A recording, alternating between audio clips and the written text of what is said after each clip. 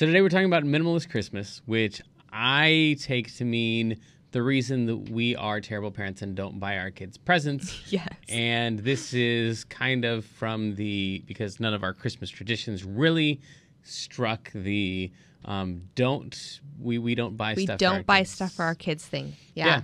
A couple of years ago, we came home from Christmas with family, and we had a van load of presents, and we were like, we had heard from somebody else, let's do this thing where we only allow them to open one gift each day. And so they saw all their presents, but they couldn't play with them. Yeah, Right. they couldn't open the box or unwrap. And so every day they get to take one out. And it took by the time 3 weeks to a month, literally. July 5th came around, and we were still... They're still opening up new stuff each day, and they, at that point, don't even know what they have. There's so much. They don't play with it all. There was just too many things. It's overwhelming, and they had a couple of favorites, but a lot of it just didn't get played with. The kids will tell you I am a really regular purger, so probably... They know the word purge? They will tell you that I regularly sell their toys. How do they feel about that? They've accepted it now. And I do get That seems like a common theme in a lot of these posts is do this to your kids. They'll get over it used to eventually. Okay. But I do a couple of times a year, because with a large family in a relatively, we don't live in a huge house. And so we just have to, there has to be a limit to the space that toys can take in our home. And ridiculously generous family members and a friends, lot of them. Yeah. So a lot of people love our kids more than we do, obviously. Right. And we get great hand-me-downs from people. They're like, oh, you have a lot of kids. You must need toys. And we get some really awesome stuff from people, whether it's a gift or a hand-me-down or whatever. But I'm like, we're not going to allow toys to overrun all of the space in our home. So we have a set space where toys belong. And if they fit, then we can keep that. If they stop fitting, then we have to start getting rid of stuff. The kids will tell you, they know a lot of times that means if they get a new toy, then they have to choose something else to take out of the toy box that's going to go. And we donate it to, sometimes it's Goodwill, but a lot of times it's our church, or try to find a friend that would probably like that toy that we can give it to. But along the Christmas lines, just what that means is that they would have all these toys coming in, and then a few months later, when we're deciding what we're going to keep and what we're going to get rid of because they don't all fit in the toy box, new items are routinely heading out the door. And I just was feeling like we need to stop the stuff coming in. Yeah, and it felt disrespectful to the people who spent all that money on and time them, and energy. Yeah, yep. And picking out their favorite toys, and then a few months later, it's going to end up at Goodwill. Yep. And there's just the people are so much more important than the freaking stuff. Right. So, anything that we can do more with the people. Right. I would much rather, spend 10 minutes with you than have you work for 10 minutes to earn the money to buy something that we don't need. It's just going to end up in somebody else's toy bin in a few months. Right. Well, and not to mention the cost, just when we're talking about if we're doing gifts for all of the kids in our house and then buying gifts for family members and gift exchanges and all that kind of stuff, it gets really costly for us and for anybody else buying gifts for our huge horde of children. Yes. Okay, right. So that's a huge one for me. Like, the rest of the world didn't choose for us to have 6 kids. So I feel bad for the aunties and uncles that we have, and the adoptive aunties and uncles that we have, because they just want to be nice, but now we've given them the chore of what would normally be 3 families worth of kids or more. Now they have to buy us all gifts, and I don't want to be that person. I don't want to not have 6 kids, but I also don't want them to ever feel obligated to spend a large amount of money on us so that they can give us gifts. Right? I'm not willing to spend $25 per kid for 6 kids. I don't want them to have to do that either, and then also have all of the other families just to be fair. Fairness is stupid. We got 6 kids. It's not fair. Don't buy us presents. Yeah. But come by and say hi and give us a hug and say Merry Christmas. So that's kind of the why behind it. The last couple of years, we've really kind of pushed in this direction. Friends and family will tell you, and that a lot of times I'm constantly saying, "Don't buy my kids toys. Don't buy stuff." If we are making a Christmas list, a lot of times it's gonna be like, let's do something, and it's an experience focused. Yes. Somebody's saying, "What can I get for you?" We want an experience rather than an item. Yep. A memory stores well. It lasts longer. It's better all the way around. Yeah. There are times when it's difficult to, there are people that don't like that. Sure. People like you. Yeah. You like to give gifts and you like to get gifts. Yeah. And you like to give gifts and get gifts for your kids. Right.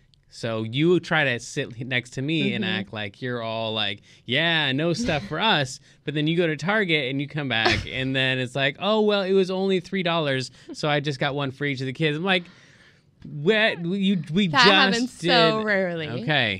All right. It happens more frequently than when I go.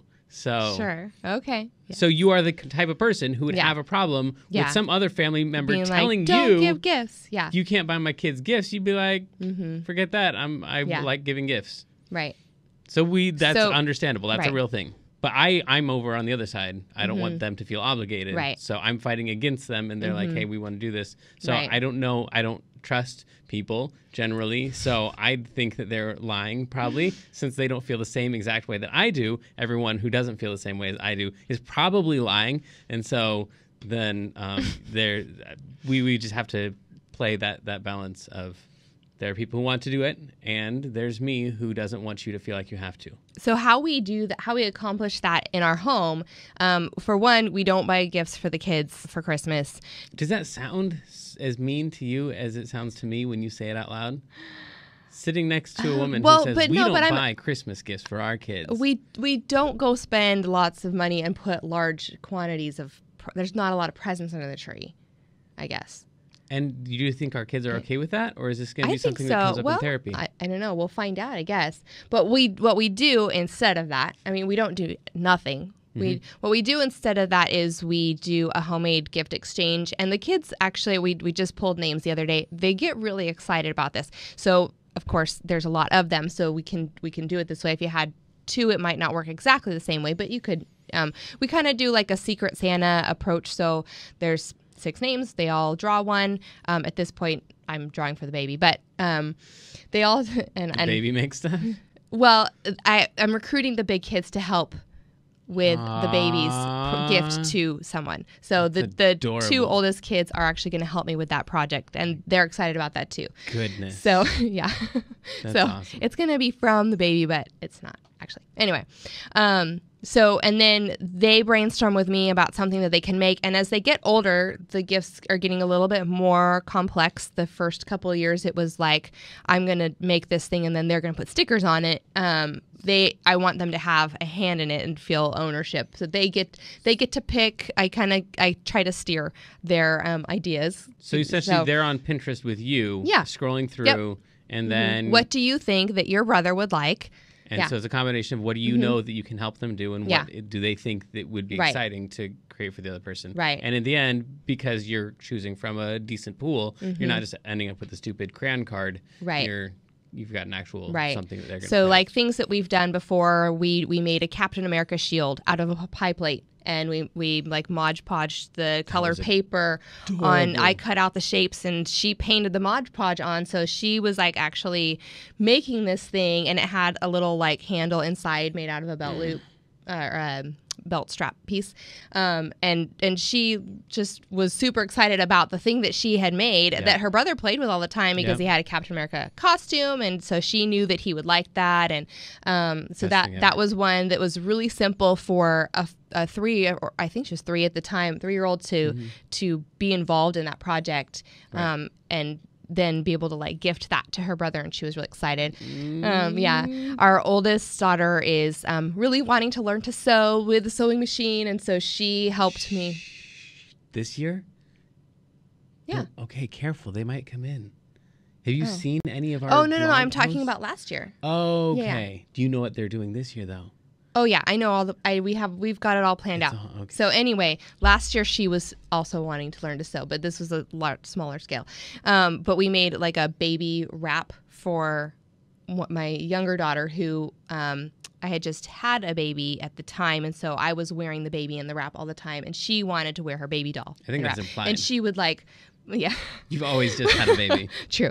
She would like put her baby down her shirt. Right. Because I had my... That's right. Oh, I remember that one. Yeah. That was adorable, so too. I made like a little like mini baby wrap that I cut the fabric, and then the older daughter we just did like one straight seam down the middle that she could... So she made again, she got to like use a sewing machine, and she made the project. And so part of it is the fun of the project itself. And then there's the whole, like, they don't tell each other who has who, and that just creates a ton of anticipation. So the young kids always give it away, though. The young kids are. So they're don't learning. let them tell each other.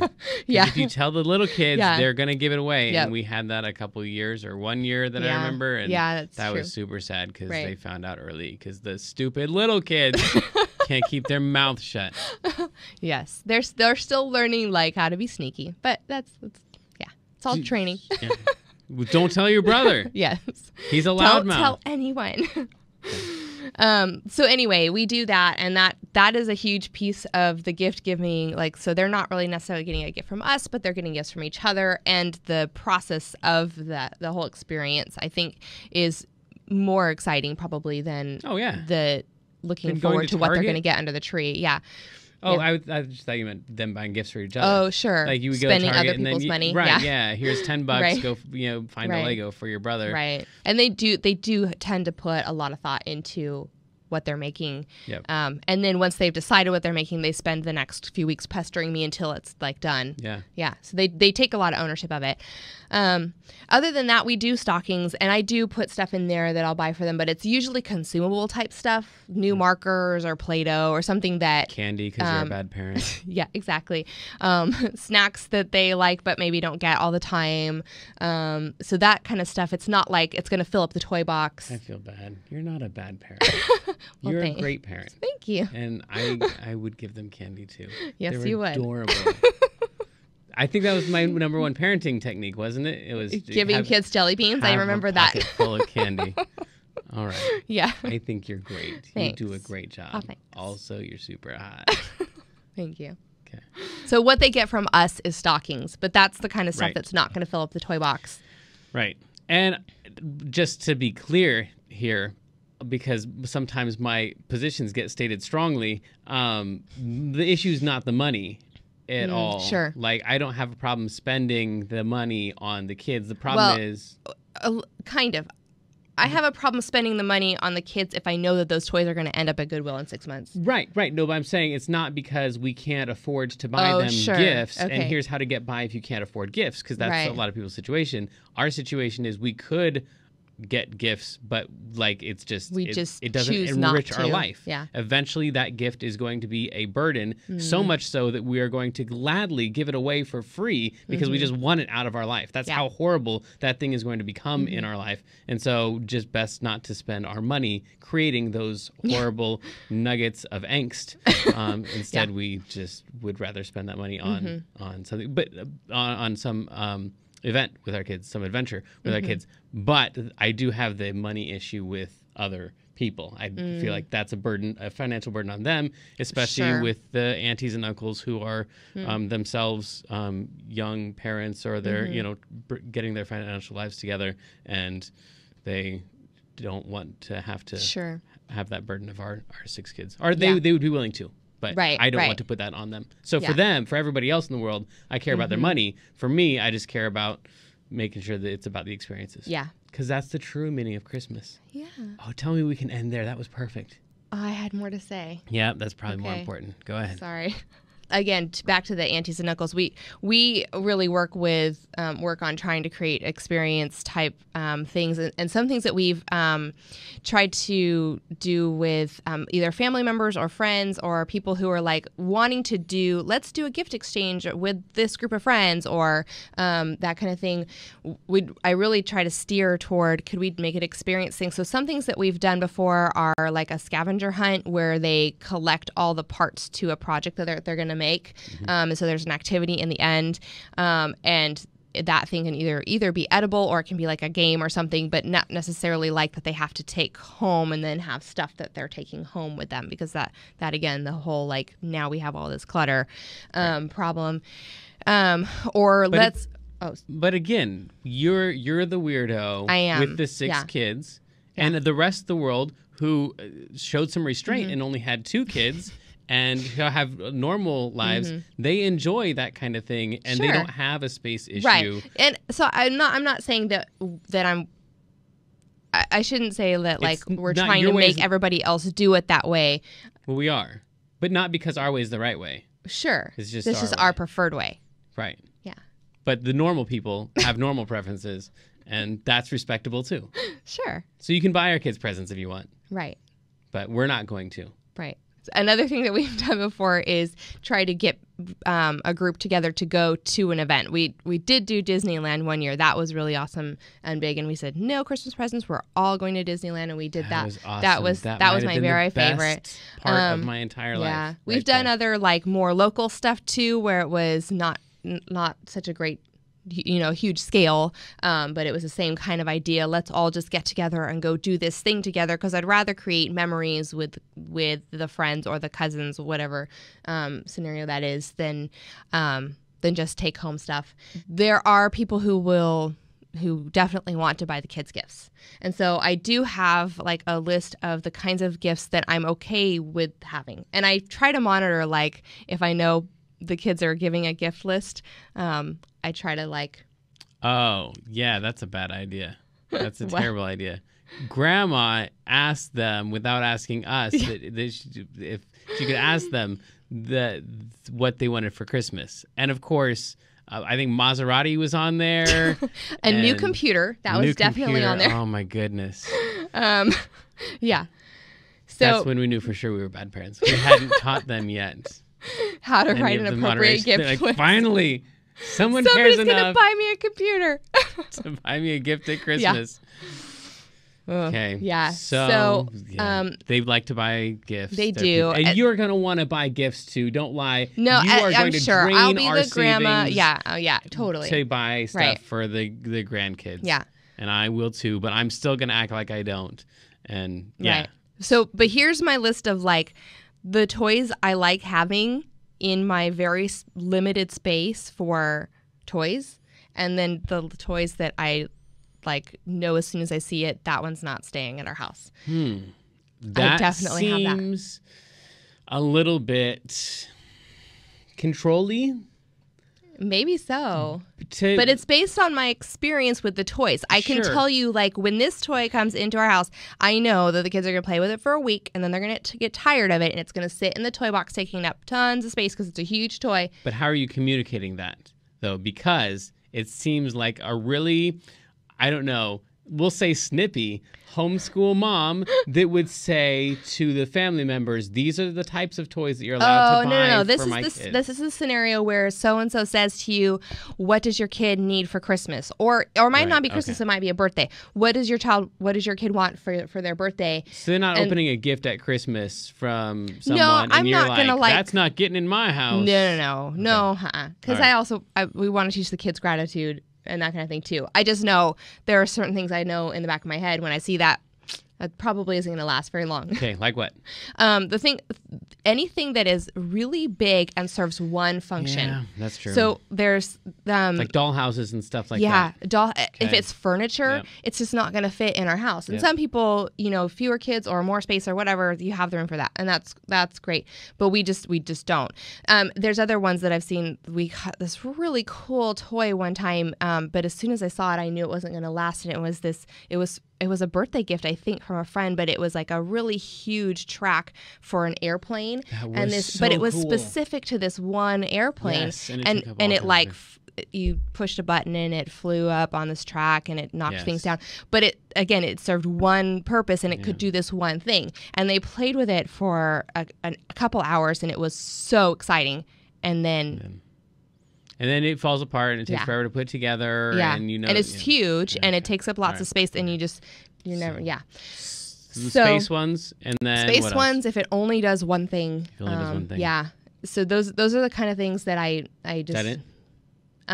Anything else? The kind of techie ones where it like lights up and makes sounds and stuff like that, but it like we have leap pads where it's interchangeable cartridges. Those are great because again, multiple uses and you can change out the thing. But if it's like the little flip up laptop where it has the 6 buttons and it teaches the ABCs or whatever, they're gonna memorize the song, and a week from now they're not gonna keep playing with it anymore because it's boring now. Okay. So things that. So in general, you're not against tech stuff. No. It's not the techie part. It's the single use part. Okay. Yeah. The things that are my favorite are any building type sets. Blocks. We have like the set of foam blocks or Legos or Magnetiles or like the bigger Duplo type Lego blocks. Those kind of things because they encourage creative play that can take on multiple forms and last for a super duper long time. So it could be the Barbie's house, or it could be the track for the car, or it could, it can be incorporated into a lot of different kinds of play, and it serves a number of purposes. And yeah, you're really smart. Well, thanks. Other things along that line are like dress up clothes. Again, it's what. Your laugh. Your that one. Oh. Anytime my you get dismissive laugh. Oh, dismissive? I thought it was. Oh, it's dismissive. No, it was then. So that means shut up. And you go. That means shut up. Maybe. What? I don't know. That's a really mixed signal. I thought you were being sarcastic, so it maybe did in that instance. That's a horrible dating technique. Like the guy's gonna think. It's a good thing I'm not dating. Well, I'm wondering about our whole relationship now. When we were dating, and you laughed at my jokes, I was like, "Ha, she likes me," and you were like, "I guess I could live with him." I'll take it. Okay. Okay. Anyway. Christmas. Minimalist Christmas. Right. So other types of toys that inspire kind of creative play or serve multiple uses. Dress up clothes, playhouse type stuff like dolls or little action figures or that kind of thing. I don't typically like a lot of the accessories that come with them just because, again, it's like single use and takes up a lot of space. So like Barbies, yes. Barbie dollhouse furniture, maybe no. Right. Just because it takes up a lot of space and like a fridge is only a fridge, but the figures and stuff by themselves end up taking on a lot of different forms, and the kids play with them for a long time. Anything artsy, Play-Doh, my kids literally will spend hours and upon hours, like an entire day with every a new batch of Play-Doh. Right? That's not and it becomes a bakery, or it becomes, Can you imagine if one of the gifts was just like mountains of containers of Play-Doh? No, that would be how awesome. How much Play-Doh can you get for $100? I don't. That would be really cool. That's what I want my gift to be. Okay. That's gonna be awesome. That would be awesome. They're gonna walk through the door and it's just gonna be a wall of Play-Doh. And since it's like 16 cents a can, right? And they don't even really need the Play-Doh toys. You can anything that's round is a cookie cutter, and regular knives and spoons and forks, or kid safe scissors. Yeah. And then, and I've seen one thing I'm going to try, I think, in the next couple of weeks, just because I saw it online recently, was like making little trays of different things that you put in the Play-Doh. So, you can make one that's like gingerbread Play-Doh, and then you put like little things, buttons that could be the eyes and that kind of thing. Don't say the word glitter. No glitter. Sorry. Yeah, it wasn't glitter. It was small objects that could be then taken out of the Play-Doh. Oh. Yeah. Gotcha. So you could make different things with it. Cool. Right. Okay. So I said I don't buy my kids gifts because I'd rather have an experience, and I don't want to clutter my house, and I don't want to. I didn't really talk about the soul eating part of collecting stuff. Oh, sure. I'm sure. Yeah, the mentality that it feeds when the kids are like, the most exciting thing about December is that I'm going to get something that I'm hoping for at the end of the month. Yes. I mean, that's natural to humanity to be excited about stuff coming. But let's buy it now and give it to them now. Let's wreck Christmas. So now you have it. So now what? We still have Christmas coming up. Is there anything you would like? Is there anything enjoyable about Christmas now that you got your crap? Yeah. Well, and how many, I just remember as a kid to have many Christmases where I had all this anticipation because I was sure that I was going to get this like one thing and then didn't. And then I was like totally devastated. And you try to act happy. Right. Even though you're opening books. Yeah. And, a sweater. Yeah. So trying to change that mentality for the kids and have it be more about the experiences that they enjoy with each other or the memories that they're creating, the things that they're doing for other people. That's really a big part of that focus is just kind of creating that culture in our home. We kind of went into it with that though, like from our first Christmas, because originally it was a financial issue. Sure. Then, like, is there any hope? You and I, or when we had kids? No, yeah, we never have bought our kids either because we didn't have the money, or we're bad parents, or we're still bad parents, but now we've justified it with all the reasons we just listed. Yeah. So then I would imagine that if you are the kind of person who has been buying gifts and you're like, oh yeah, let's do that no gift thing, like those meanie parents that I heard, then that would be difficult to like scale back on that.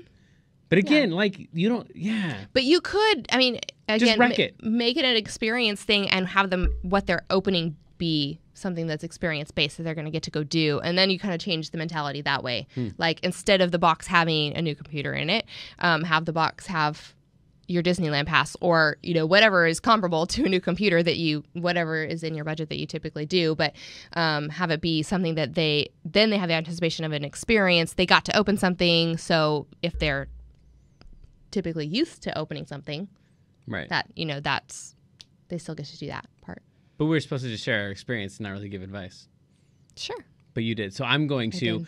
So my advice is give it to them on Thanksgiving and just wreck it. Or the day after Thanksgiving. Just like, here's Christmas. Oops, I left it out. That's really your only gift. And then you're free from the curse of gifts. Because if you're buying gifts for your kids, you're not parenting right. Right. For sure.